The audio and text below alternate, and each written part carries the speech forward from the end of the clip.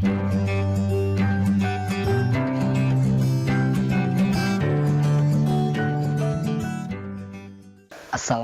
warahmatullahi wabarakatuh. Bertemu lagi dengan Bapak insya Allah pada kesempatan pagi yang berbahagia ini.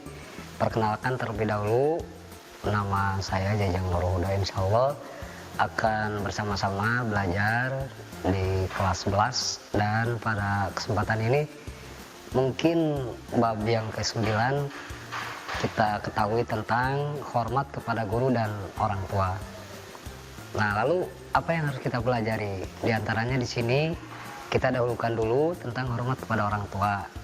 Nah, adik-adik sekalian, gimana kita menghormati orang tua? Kemudian apa pengertiannya? Orang tua itu adalah sosok orang tua yang sebetulnya ibu, ayah merupakan orang terdekat melalui hubungan biologis, melalui proses adanya pembuahan sampai melahirkan. Nah, disitulah orang tua yang sangat besar kontribusinya bagi kita, sehingga kita patut untuk bisa menghormati kepada orang tua. Adapun dengan apa caranya? Yaitu kita harus punya akhlak yang baik. Karena apa? Seorang yang bisa menghormati orang tua akan meraih banyak kebahagiaan, akan meraih banyak kesuksesan. Mana diantaranya? Satu, kita harus mentaati. Taat pada apa? Semua perintah orang tua, kemauannya. Lalu apalagi? Berbuat baik dengan sebaik-baiknya. Jangan sekali kita menghindar, jangan sekali kita menjauh. Cintai dengan sepenuh hati, merendahkan diri kepada orang tua. Apalagi sering kita lakukan, mungkin kita mau berangkat sekolah, mau belajar, mana yang harus kita lakukan? Terlebih dahulu sama orang tua, mintalah doa padanya, rendah diri. Seringlah kita berkomunikasi, sering kita bertatap muka, karena dengan tatapan yang sangat baik itu akan meraih pahala yang sangat besar. Doakan kedua orang tua kita. Jangan adik-adik merasa bahwa kita mampu, bahwa kita bisa, karena tidak akan bisa melebihi kebaikan yang telah diberikan orang tua. Apapun yang akan kita berikan kepada mereka itu senantiasa tidak bisa menandingi kebaikan orang tua yang telah disampaikan, diberikan kepada kita. Sambung tali silaturahmi. Kalau misalkan orang tua kita punya teman, punya saudara, punya sahabat, jalin silaturahmi dengan mereka, seakan-akan kita menjadi baik di hadapan mereka. Tujuannya untuk berbuat baik kepada kedua orang tua, berbakti secara sempurna. Banyak hal, banyak cara bagaimana kita sayangi, hormati orang tua kita. Pilihlah kata-kata yang baik, santun ketika berkomunikasi dengan orang tua. Nah, yang terakhir di antara garis besarnya, salah satu bentuk jihad adalah dengan menjaga dan membela orang tua dari segala sesuatu yang dapat menyakiti, membahayakan terhadap orang tua kita. Itu mungkin di antara garis besar bagaimana cara kita untuk melaksanakan hormat dan melaksanakan akhlak seorang anak terhadap orang tua. Karena apa? Karena di saat kita ingin melaksanakan hal-hal yang baik terhadap orang tua kita, di saat itu pula kita akan meraih banyak kebahagiaan dunia, apalagi nanti kita di akhirat. Itulah mungkin yang pertama dari bab yang ke-9 tentang berbuat baik kepada orang tua. Nah, selanjutnya yang kedua, anak-anak harus tahu ya, adik-adik harus tahu, kita akan beranjak masalah hormat kepada guru. Apa yang kita lakukan dan siapa sih yang dinamakan guru?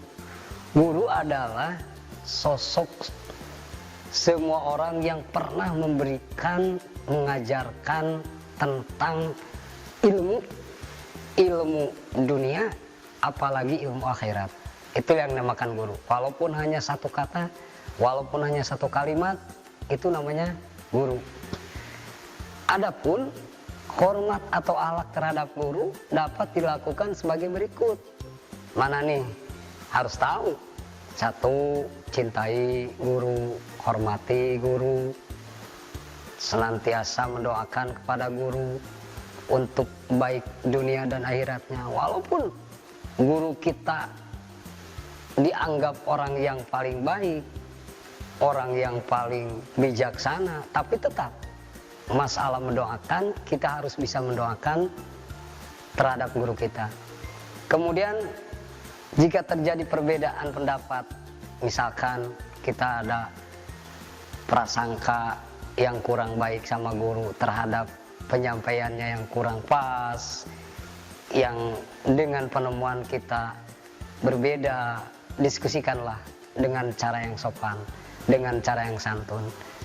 Jadi jagalah ilmu yang sudah didapat dari para guru. Teladani perilaku guru dalam kehidupan sehari-hari. Terakhir, ini garis besarnya.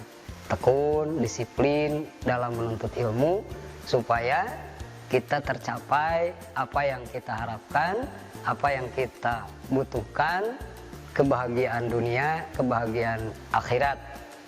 Nah, maka dari kesemuanya tersebut, diantaranya kita butuh alasan atau dalilnya.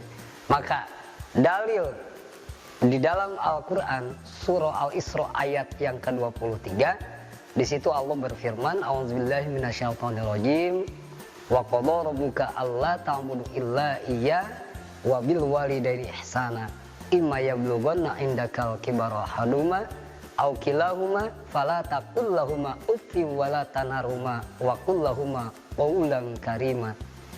Nih anak-anak, karena kita ini ditugaskan untuk beribadah kepada Allah, sehingga di dalam surah Al-Isra kita pahami, kita telah Allah telah mewajibkan untuk beribadah kepadanya.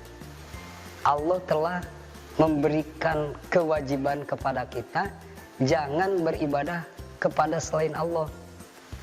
Saking harusnya kita berbuat baik kepada kedua orang tua, sehingga dalam ayat tersebut di situ disatukan wabil walidaini ihsana. Kepada kedua orang tua kita harus berbuat baik. Nah, sehingga tidak ada lagi manusia yang patut kita hormati, patut kita dahulukan, melainkan kedua orang tua kita. Apakah itu orang tua kita sudah diantaranya salah satunya menjelang tua, atau bahkan kedua-duanya sudah tua, jangan sekali kita berani berkata "hah?" atau dengan kata-kata yang lain yang sekiranya menyinggung perasaan orang tua kita, apalagi dengan bertindak kasar, melakukan orang tua dengan semena-mena. Nah, di hari ini, pada zaman ini, tidak sedikit seorang anak yang berani sama orang tua. Jangankan kita memukuli, jangankan kita bertindak kasar, apalagi kita berani sampai memaksa, sampai mengancam. Pembicaraan pun jangan di atas suara orang tua kita. Wala tanharhuma wa qul lahumā qawlan karima.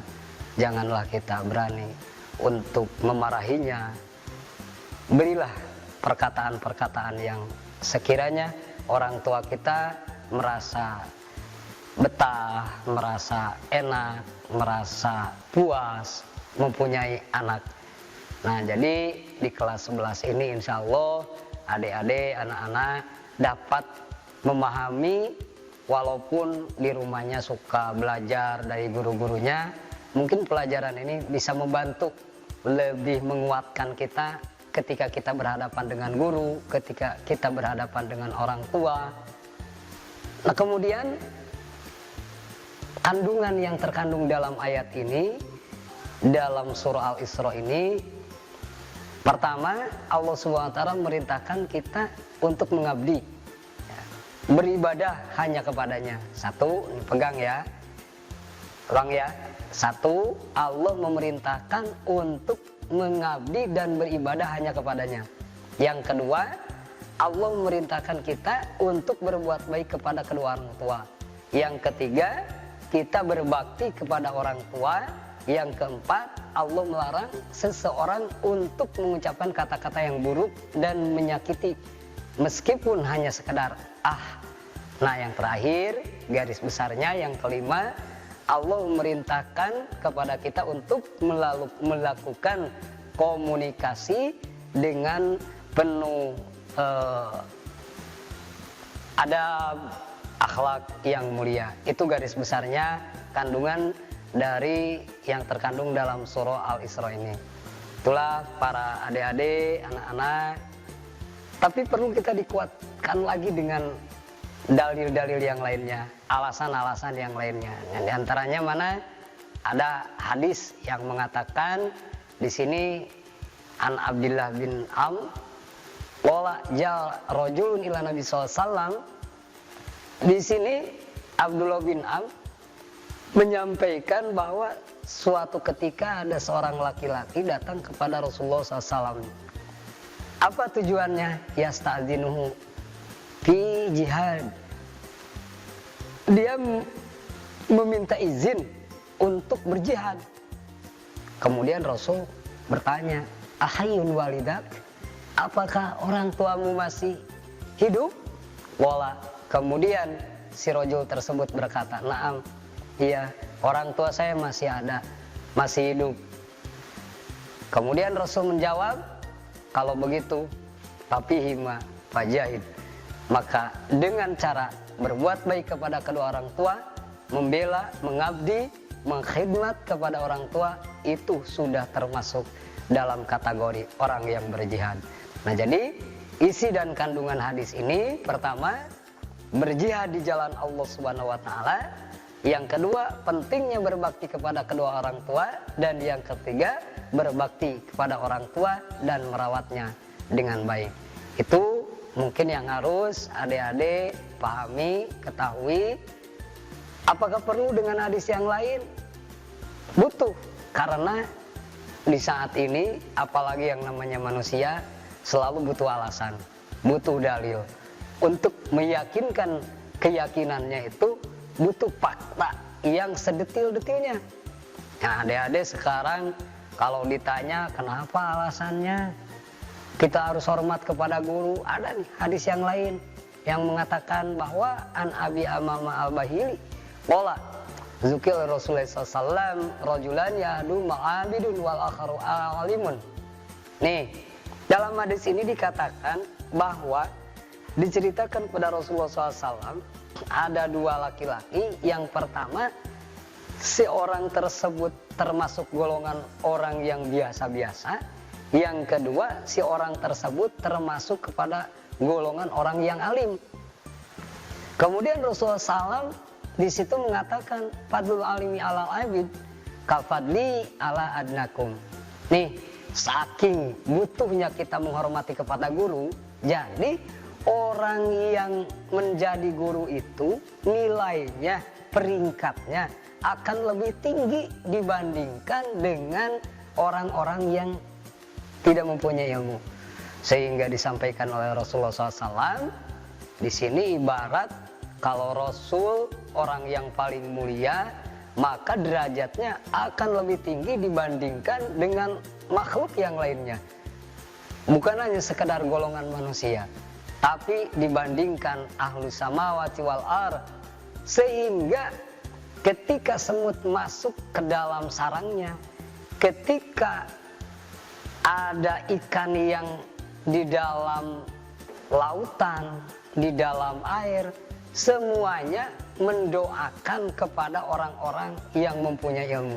Disitulah mungkin dalam ayat yang lain banyak diceritakan tentang kelebihan orang-orang yang mempunyai ilmu. Ya rafa'illahu alladzina amanu minkum walladzina utul ilma darajah.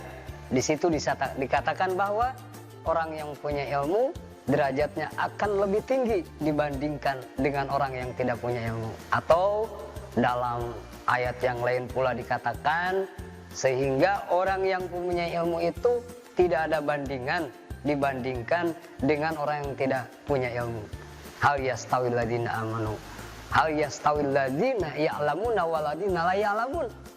Apakah sama? Nah, di situ ada pertanyaan, tapi isinya itu bukan menanyakan, tapi meyakinkan justru beda antara orang yang punya ilmu dan orang yang tidak mempunyai ilmu.